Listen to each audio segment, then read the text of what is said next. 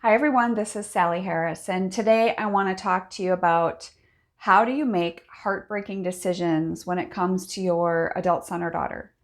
This is also a question I get asked often, and as you can imagine, these answers are going to be different for everyone, primarily because obviously no two families are the same.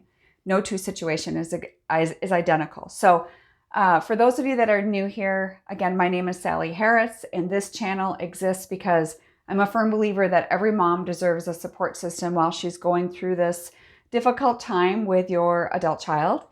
And also, just so you know, I am not a certified therapist. I am a mom who has been there, and I walked a rough road alongside my daughter for many years. And this has become my calling, and just being able to share with you knowledge that I have received firsthand, and how I personally handled situations, good and bad and indifferent. So thank you for joining us today if you're new here. So welcome, and I would encourage you, if you would subscribe to the channel, that would be wonderful. So how do you make these tough decisions? You know, there's three things that I want to mention in regards to making these tough decisions. Because like I said, you as a mom, as a family, you have to make these huge decisions on your own. This is not a decision I can tell you that this is what you need to do. What I can tell you is if you are enabling or you have no boundaries, or if this situation is completely out of control, I can definitely give you sound advice. But you're the one that has to live with this decision. So number one, I want to talk to you about is tough love. And a lot of people agree that tough love is good. Some people think it's bad. To be honest, it's something that I practiced at different times during this situation with my family, with my daughter. And there was times where I had to take a step back and not have any communication because it was eating me alive, and I had to be able to protect myself. And when you are smack dab in the middle of a situation and you are not caring for yourself, it's impossible for you to, number one, react wisely, right? If you're completely stressed out, how can you even help the situation? So sometimes tough love is not only for the other person, but it's for yourself. It's really giving yourself some tough love and saying, hey, it's time for me to take a break, take a step back, take a pause, and work on me. Because when we're healthier, we can cope better, right? And that was my situation.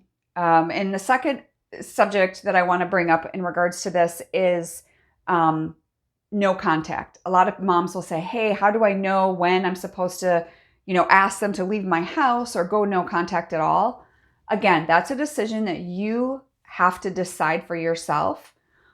But the biggest question I would ask myself if I were you, if you're considering those things, is how is your life, your marriage, your relationships, maybe with your other kids, really close family members.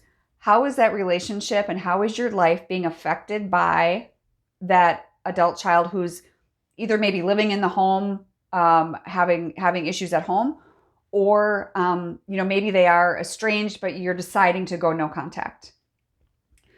You have to take a look at yourself. You have to take a look at what can I handle in the moment. And it's not selfish. And I think that's the thing, is we feel so guilty because we're mom, right? We've always been there and we want to continue to be there, but it's eating us alive. And just remember that for everything, there is a season. And just because it's the way it looks today doesn't mean that's the way your future is going to be with your child. Okay, I have a beautiful relationship with my daughter now, and we've gone through a lot of stuff, but there's it's a season. It doesn't mean your whole future is going to be so stressful, right? So think about, how is it affecting you? Are you able to function? Are you able to go to work every day? What is your marriage like? How is it affecting you emotionally? Because whatever it's doing to you emotionally will eventually catch up with you physically if it hasn't already. So you need to ask yourself, and I would get wise counsel about that. And I'd be happy to, work with you on that. Or you could seek out a counselor, or even just, talk with your spouse about it if that works for you. I know a lot of you have trouble talking to your spouse about this because you have inundated your life with the stress, and sometimes they need to take a step back. So that I totally get that. So that was number 2. And number 3 is ask yourself, is handling this situation long-term, going back to the health thing, is it going to jeopardize your health? So now let's say you have your son or daughter living at home. Maybe there's drug issues, etc. There's just a lot of things going on that you're not in a healthy place with it. Your question is, how do I handle this long term? So now if they're going to be there for a week, 2 weeks, a month, we can do anything for a short amount of time, right?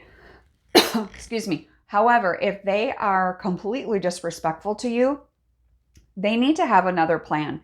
You need to try to obviously sit down and talk to them, and let them know that it's not okay to treat you that way. If they want to live in your home, they have to follow certain guidelines. You don't have to be a stickler about everything, but at the end of the day, really all you're looking for is some respect. But you too, as a parent, have to give them respect as well, right? It's a two-way street. And I don't mean get walked on or walked over, because I know a lot of you that are doing that. And so I just encourage you to really take a look at, what does that long-term look like? So number 1 is the tough love. Examine that option. Number 2 is, are you going to ask them to do something drastic, like leave the home or go no contact? And then lastly is asking yourself, is it long-term jeopardizing your own health? Because it doesn't take long.